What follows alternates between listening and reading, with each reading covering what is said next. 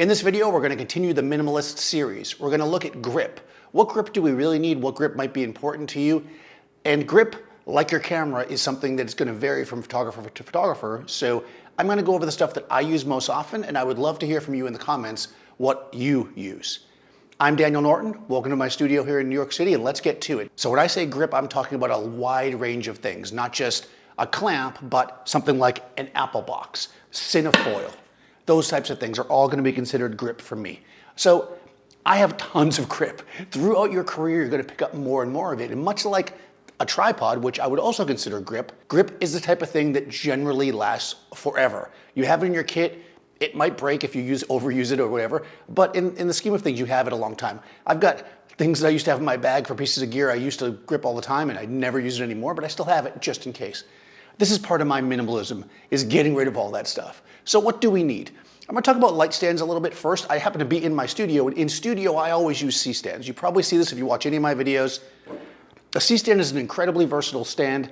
It's strong, it has a small footprint. You can attach an arm, usually that's the way you do it, which allows you to put lights on it and other things. If you are going to be a studio-based photographer, you are probably actually going to find yourself using grip. Let's say a different kind of grip, and you're going to use it more in a permanent installation. Like for instance, I have my camera hanging from an arm and some clamps on a pipe up there. These are the types of things that we will permanently install. Other types of grips would be things that you're going to have in your bag all the time, like an A-clamp, right? An A-clamp, you can get these, well, you can get them from photo stores, very expensive, but you can get them all over the place. I'll put links to all this stuff, by the way, where you can pick them up. Basically, A-clamps are just your quick, I'm going to put something up clamp. They're not meant to be left for long periods of time, unlike, let's say, a super clamp, which I've done whole videos on. The super clamp is probably the clamp I'm going to keep the most of. In my situation, I have them pretty much already in place, most of the ones I want to use. That is, I have my camera and my light that I use for live streaming at my house already on super clamps and arms. I've got cameras up here already on super clamps and arms, but I still carry in my case a clamp because you can do things like attach a fixture on it to hang a tripod. So things like cinefoil aren't truly grip, right? They're what we call expendables, as are tapes, gaffer tape, paper tape, double-sided tape. Tape is one of the most useful tools we can have.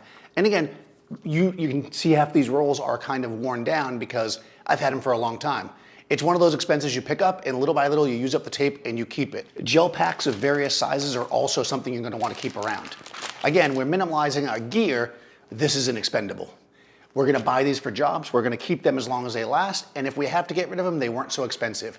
But having some of this stuff around is worthwhile. Now, if you've got old gels that are covered with tape and beat up and have holes in them, maybe we'll get rid of those. And of course, to hold the gels on, we definitely want our clothespins or C47s. So what about small portable stands? What about boom stands? What about all this other stuff you might be asking? This is why I put together, and you can get a link to it down in the description below, my Minimalist Photographer, I'm going to call it an ebook now. It's basically broken down into all the different gear I'm keeping, and I'm also breaking down into categories of things that other types of photographers might want to keep depending on the work they do. Some of the gear that I'm using exactly, some of the gear that I recommend, because some of the gear I have you wouldn't want or you can't get anymore because it's so old. But check that out in the show notes below. Download that book. Also, let me know in the comments, what kind of grip do you use? If you were building a small grip kit, let's say a tool kit the size of a small suitcase, how much grip would you keep? If you had to fit every bit of your photo gear into the trunk of your car, assuming you don't have some giant truck, what would you keep?